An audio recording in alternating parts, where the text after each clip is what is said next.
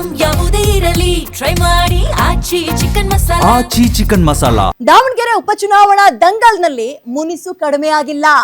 By election ಬೆನ್ನಲ್ಲೇ Muslim ನಾಯಕರ ನಡುವೆ ವಾರ್ ಶುರುವಾಗಿದೆ. ಈಗ ಸಚಿವ ಜಮೀರ್ ಅಹಮದ್ ಶೀಘ್ರದಲ್ಲೇ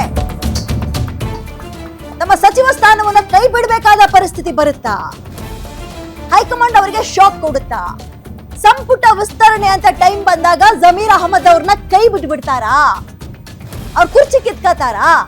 ಸಚಿವ ಸಂಪುಟದಿಂದ ಜಮೀರ್ ಕೈ ಬಿಡುತ್ತಾ ಹೈಕಮಾಂಡ್? ಈ ಪ್ರಶ್ನೆ ಕಾಡ್ತಾ ಇದೆ. ದಾವಣಗೆರೆಯಲ್ಲಿ ಕಾಂಗ್ರೆಸ್ಗೆ ಹಿನ್ನಡೆಯಾಗಿರುವ ಸಾಧ್ಯತೆಯ ಒಂದು ರಿಪೋರ್ಟ್ ಅವ್ರಿಗೆ ಸಿಕ್ಕಂಗ್ ಕಾಣಿಸ್ತಾ ಇದೆ. ಪರಿಣಾಮ ಒಬ್ಬೊಬ್ರನ್ನೇ ಯಾರಿದಕ್ಕೆ ಕಾರಣರಾಗಿರ್ತಾರೆ, ಪ್ರತ್ಯಕ್ಷವಾಗಿ ಅಥವಾ ಪರೋಕ್ಷವಾಗಿ, ಅಂತಹ ಮುಸ್ಲಿಂ ಮುಖಂಡರ ರಾಜೀನಾಮೆ ಪಡೆಯುವಲ್ಲಿ ಕಾಂಗ್ರೆಸ್ ಚುರುಕನ್ನ ಮುಟ್ಟಿಸಿದೆ.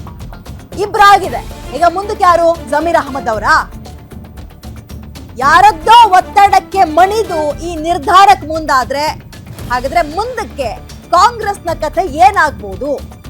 ಇಡೀ ಮುಸ್ಲಿಂ ಸಮುದಾಯದ 92% ವೋಟ್ಗಳು ಕಾಂಗ್ರೆಸ್ಗೆ ಸಿಕ್ಕಿತ್ತು, ಅದು ಅವ್ರಿಗೂ ಕೂಡ ಗೊತ್ತು. ಹಾಗಾದ್ರೆ ಬೈ ಎಲೆಕ್ಷನ್ ಅನ್ನುವ ಒಂದು ನೆಪ ಇಟ್ಕೊಂಡು ಯಾರದ್ದೋ ಒತ್ತಡಕ್ಕೆ ಮಣಿದು ಮುಸ್ಲಿಂ ಸಮುದಾಯದ ಕೆಂಗಣ್ಣಿಗೆ ಹಾಗಾದ್ರೆ ಈ ಬೈ ಎಲೆಕ್ಷನ್ ವಿಚಾರದಲ್ಲಿ ಗುರಿಯಾಗುತ್ತಾ ಕಾಂಗ್ರೆಸ್? ಈ ಪ್ರಶ್ನೆ ಕೂಡ ಸದ್ಯಕ್ಕೆ ಕಾಡ್ತಾ ಇದೆ.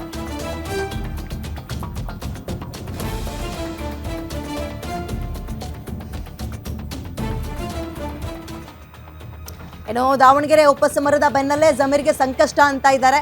ಸಚಿವ ಸಂಪುಟ ಪುನರ್ರಚನೆ ಅಂದ್ರೆ ರೀಶಫಲ್ ಅಂತ ಬಂದಾಗ ಜಮೀರ್ ಅವರಿಂದ ಆ ಕುರ್ಚಿಯನ್ನು ಕಿತ್ಕೊಳ್ತಾರೆ, ಸಚಿವ ಸ್ಥಾನವನ್ನ ಅನ್ನಲಾಗ್ತದೆ. ಕಾರಣ ದಾವಣಗೆರೆ ದಕ್ಷಿಣ ಭಾಗದಲ್ಲಿ ಇವರು ಪಕ್ಷದ ಅಭ್ಯರ್ಥಿ ಪರವಾಗಿ ಕೆಲಸ ಮಾಡಿಲ್ಲ ಅಂತಲ್ಲ, ಪಕ್ಷದ ಅಭ್ಯರ್ಥಿ ವಿರುದ್ಧವಾಗಿ ಒಳ ಕೆಲಸ ಮಾಡಿದ್ದಾರೆ, ಅವ್ರನ್ನ ಸೋಲಿಸುವ ಪಣ ತೊಟ್ಟಿದ್ರು. ಈ ರೀತಿಯ ಚರ್ಚೆಗಳು ಬರ್ತಾ ಇದೆ.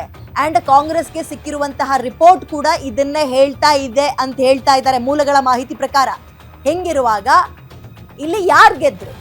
ಮೇಲ್ನೋಟಕ್ಕೆ DK ಶಿವಕುಮಾರ್ ಬಣ ಗೆಲ್ತು ಅನ್ನೋದಾದ್ರೂ ಕೂಡ ಇಡೀ ಮುಸ್ಲಿಂ ಸಮುದಾಯ ಈ ರೀತಿಯ ಸರತಿ ಸಾಲು ರಾಜೀನಾಮೆಯನ್ನ, ತಮ್ಮ ಸಮುದಾಯದ ಮುಖಂಡರುಗಳ ರಾಜೀನಾಮೆಯನ್ನ ಸೂಕ್ಷ್ಮವಾಗಿ ನೋಡ್ತಾ ಇರುತ್ತೆ. ಅವ್ರು ಏನ್ ಅನ್ಕೊಳ್ತಾರೆ ಗ್ರಾಂಟೆಡ್ ನಾವು ಹೆಂಗಿದ್ರು ಬಿಜೆಪಿಗೆ ಹೋಗಲ್ಲ, JDS ಮರ್ತು ಬಿಟ್ಟಿದೀವಿ, ಇವ್ರು ಏನ್ ಮಾಡಿದ್ರು ಸುಮ್ನಿರ್ತಾರೆ, ಕಾಂಗ್ರೆಸ್ಗೆ ಬಂದು ಓಟ್ ಹಾಕ್ತಾರೆ, ಈ ರೀತಿಯಾಗಿ ಗ್ರಾಂಟೆಡ್ ಆಗಿ ನಮ್ಮನ್ನ ತಗೊಂಡಿದ್ದಾರ?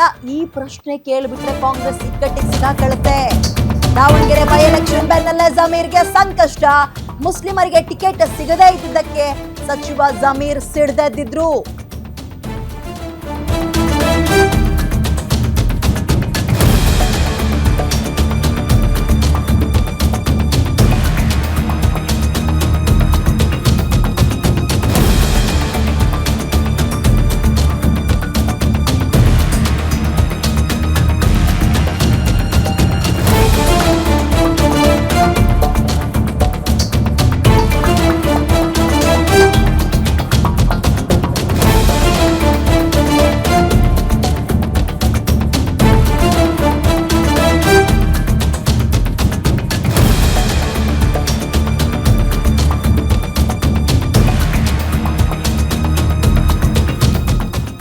ಜಮೀರ್ ಮೇಲೆ ಕಾಂಗ್ರೆಸ್ ಅಭ್ಯರ್ಥಿ ವಿರುದ್ಧ ಕೆಲಸ ಮಾಡಿದ ಆರೋಪ ಗಂಭೀರವಾಗಿ ಕೇಳಿ ಬರ್ತಾ ಇದೆ. ಅದು ಎಲೆಕ್ಷನ್ ಮುಗಿದ ಮೇಲಲ್ಲ, ಪ್ರಚಾರದ ಸಂದರ್ಭದಲ್ಲೂ ಅದು ಕೇಳಿ ಬರ್ತಾ ಇತ್ತು. ಪಕ್ಷದ ಆದೇಶ ಮೀರಿ ವರ್ತಿಸಿದ ನಾಯಕರ ಮೇಲೆ ಉಸ್ತುವಾರಿ ಕೂಡ ಮುನಿಸನ್ನ ಇಟ್ಕೊಂಡಿದ್ದಾರೆ. ಉಪಚುನಾವಣೆ ಕುರಿತು AICCಗೆ ವರದಿಯನ್ನ ಕೂಡ ಉಸ್ತುವಾರಿ ಸುರ್ಜೇವಾಲಾ ಅವರು ಕೊಟ್ಟಿದ್ದಾರೆ. ದಾವಣಗೆರೆ ಕ್ಷೇತ್ರದಲ್ಲಿ ನಡೆದ ವಿದ್ಯಮಾನ ಕುರಿತು ಕಂಪ್ಲೀಟ್ ಡೀಟೇಲ್ಸ್ನ, ಏನೇನಾಯ್ತು, ಯಾರ್ಯಾರು ಹೆಂಗೆ ಮಾತಾಡಿದ್ರು, ಹೆಂಗೆ ಕೆಲಸ ಮಾಡಿದ್ರು ಅನ್ನೋದಕ್ಕಿಂತ, ಅಂದ್ರೆ ಪರವಾಗಿ ಕೆಲಸ ಮಾಡಿದ್ರು ಅಥವಾ ಪ್ರಚಾರಕ್ಕೆ ಬರಲಿಲ್ಲ ಅನ್ನೋದಕ್ಕಿಂತ ತಮ್ಮ ಪಕ್ಷದ ಅಭ್ಯರ್ಥಿ ವಿರುದ್ಧವೇ ಹೆಂಗೆ ಆಕ್ಟಿವ್ ಆಗಿದ್ರು ಅವರು, ಇದು ಯಾವ ಪ್ರಮಾಣದ ಪೆಟ್ಟನ್ನ ಕಾಂಗ್ರೆಸ್ ಅಭ್ಯರ್ಥಿಗೆ ಅಥವಾ ಶಾಮನೂರ್ ಅವರ ಕುಟುಂಬಕ್ಕೆ ಕೊಡುತ್ತೆ, ಪಕ್ಷಕ್ಕೆ ಮುಜುಗರ ತರಿಸುತ್ತೆ ಅನ್ನುವಂತಹ ರಿಪೋರ್ಟ್ ಅನ್ನ ತಲುಪಿಸಿದ್ದಾರೆ. ಪರಿಣಾಮ ಮುಸ್ಲಿಂ ನಾಯಕರುಗಳ ವಿರುದ್ಧ, ಅಂದ್ರೆ ಸಚಿವ ಜಮೀರ್ ಮತ್ತು ಅವರ ಇಡೀ ಟೀಮ್ ವಿರುದ್ಧ ಕೆಂಡವಾಗಿದ್ದಾರೆ ಸುರ್ಜೇವಾಲಾ ಅವರು ಅಂತ ಮಾಹಿತಿ. ಪಕ್ಷ ವಿರೋಧಿ ಚಟುವಟಿಕೆ ಮಾಡಿದವರ ವಿರುದ್ಧ ಶಿಸ್ತು ಕ್ರಮಕ್ಕೆ ಶಿಫಾರಸು ಹೊರಡಿಸಿದ್ರು. ಪರಿಣಾಮ ಈಗ ಆಲ್ರೆಡಿ ಒಂದಿಬ್ಬರ ತಲೆದಂಡ ಆಗಿದೆ. ಮುಂದಕ್ಕೆ ಯಾರು ರಾಜೀನಾಮೆ ತೆಗೆದುಕೊಳ್ಳುವ ತೂಗುಗತ್ತಿ ಸಚಿವ ಜಮೀರ್ ಅಹಮದ್ ಅವರ ತಲೆ ಮೇಲೆ ತೂಗ್ತಾ ಇದೆಯಾ? ಈ ಪ್ರಶ್ನೆ ಕಾಡ್ತಾ ಇದೆ.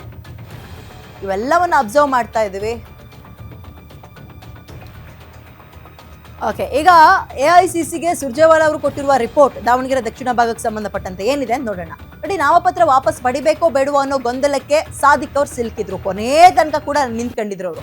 ನಾನು ಮರ್ಯಾದೆ ತೆಗಿಬೇಡಿ, ನಾಮಪತ್ರ ವಾಪಸ್ ತಗೊಳ್ಳಿ ಅಂತ CM ಅವರಿಗೆ ಮನ ಪರಿವರ್ತನೆ ಮಾಡಿದ್ರು. CM ಸೂಚನೆಯನ್ನೂ ಕೂಡ ಕೇಳಲಿಲ್ಲ ಜಮೀರ್ ಅಹಮದ್ ಅವರ ಟೀಮ್. ಅನಿವಾರ್ಯವಾಗಿ ಸಾದಿಕ್ರನ್ನ ಎತ್ಕಟ್ಟಿದ್ರು. ಆಮೇಲೆ ಬೆಂಗಳೂರಿಗೆ ಅವ್ರನ್ನ ಕರೆಸಿ ಮಾತಾಡುವ ಪ್ರಮೇಯ ಬಂತು CMಗೆ. ಚುನಾವಣಾ ಕಣದಿಂದ ಹಿಂದಕ್ಕೆ ಹೋಗಪ್ಪ ಅಂತ ಸಾದಿಕ್ಗೆ ಸೂಚನೆಯನ್ನ ಕೊಟ್ಟರು CM. ಆ ನಂತರ ಸುಮ್ಮನಾಗ್ಬಿಟ್ರು ಸಾದಿಕ್ ಪೈಲ್ವಾನ್. ಪರವಾಗಿ ಕೆಲಸ ಮಾಡಿದ್ರು, ಕಾಂಗ್ರೆಸ್ ಅಭ್ಯರ್ಥಿ ಪರವಾಗಿ ಅಲ್ಲ, ನಾನಾಯ್ತು ತಟಸ್ಥವಾಗಿರ್ತೀನಿ ಅಂತ. KPCCಯಲ್ಲಿ ನಡೆದ ಮಾತುಕತೆ ವಿಚಾರದಲ್ಲಿ ನಾಮಪತ್ರ ವಾಪಸ್ ಪಡೆಯದಂತೆ ಜಮೀರ್ ಅಹಮದ್ ಟೀಮ್ ಹೇಳಿತ್ತು ಅಂತ ಕೂಡ ಈಗ ಅದು ಮೆನ್ಷನ್ ಆಗಿದೆ. ಹಿಂದೆ ಅವ್ರು ಆಟ ಆಡ್ತಾ ಇದ್ದಿದ್ದು ಸಾದಿಕ್ ಅವರು, ಹಿಂದೆ ಆಡಿಸ್ತಾ ಇದ್ದವರು ಜಮೀರ್ ಅವರ ಟೀಮ್ ಅಂತ. ಅಧಿಕೃತ ಅಭ್ಯರ್ಥಿ ಪರವಾಗಿ ಸಮುದಾಯದಲ್ಲಿ ಸ್ಪಷ್ಟ ನಿಲುವು ಮೂಡಿಸುವಲ್ಲಿ ಫೇಲ್ ಆಗಿದ್ದಾರೆ. ರಣಕಣದಲ್ಲಿ ಗೊಂದಲ ಸೃಷ್ಟಿಯಾದ್ರೂ ಕೂಡ ಜಮೀರ್ ಟೀಮ್ ಸೈಲೆಂಟ್ ಆಗಿದ್ದು ಅದನ್ನ ಎಂಜಾಯ್ ಮಾಡ್ತಾ ಇದ್ರು ಅಂತ. ಪಕ್ಷ ವಿರೋಧಿ ಚಟುವಟಿಕೆ ಮಾಡಿದವರ ವಿರುದ್ಧ ಶಿಸ್ತು ಕ್ರಮ ಕೈಗೊಳ್ಳಿ ಅಂತ ರಿಪೋರ್ಟ್ ಕೊಟ್ಟಿದ್ರು. ಪರಿಣಾಮ ಥಟ್ ಅಂತ ಆಯ್ತು ತಗೊಳ್ರಿ, ಯಾರ್ಯಾರು ರಾಜೀನಾಮೆ ತಗೋಬೇಕಾ ತಗೊಳ್ರಿ ಅನ್ಕೊಂಡು ಆಲ್ರೆಡಿ ಇಬ್ರು ಕೊಡ್ಸಿದ್ದಾರೆ. ಈಗ ಮೂರನೇವರು ಜಮೀರ್ ಅವ್ರದ್ದು ಹಂಗೆ ಆಗುತ್ತಾ ಅಂತ. ಓಕೆ, ಈಗ ಇದೇ ರೀತಿಯ ನಿಲುವನ್ನ ಎಲ್ಲಾ ಸಲವೂ ತಗೊಂಡಿದ್ದಾರ? ಪಕ್ಷ ವಿರೋಧಿ ಚಟುವಟಿಕೆ ಅಂತ ಬರೋದು ಪ್ರಮುಖವಾಗಿ ಇಂಥ ವಿಚಾರಗಳಲ್ಲಿ. ಹಾಗಾದ್ರೆ ಎಲ್ಲಾ ಕಡೆಯೂ ಇಂಥದ್ದೇ ನಿರ್ಧಾರ ಇಷ್ಟೊಂದು ಬೇಗ ತಗೊಂಡ್ರ? ನಂಬರ್ 1. ಎರಡನೇದು, ಕಾಂಗ್ರೆಸ್ ಬಹಳ ಗಟ್ಟಿಯಾಗಿ ನಿಂತ್ಕೊಳ್ಳೋದು ಮತ್ತೆ ನಂಬುವಂಥದ್ದು. ಈಗ ಹೂ ಅಂದ್ರೂ ಅಷ್ಟೇ ಮುಸ್ಲಿಂ ಸಮುದಾಯದ ಪರ ಅಂತ ಅವ್ರಿಗೆ ಆಲ್ರೆಡಿ ಅದನ್ನು ಓರೆಗೆ ಹಚ್ಬಿಟ್ಟಿದ್ದಾರೆ. ಹಿಂಗಿರುವಾಗ ಆ ಧರ್ಮದ ಅಥವಾ ಸಮುದಾಯದ ನಾಯಕರುಗಳ ತಲೆದಂಡ ಮಾಡಿಸಿ ಸಮುದಾಯದ ಕಣ್ಣಿಗೆ ಕೆಂಗಣ್ಣಿ ಗುರಿ ಆಗುತ್ತಾ? ಈ ಪ್ರಶ್ನೆ ಕೂಡ ಕಾಡ್ತಾ ಇದೆ.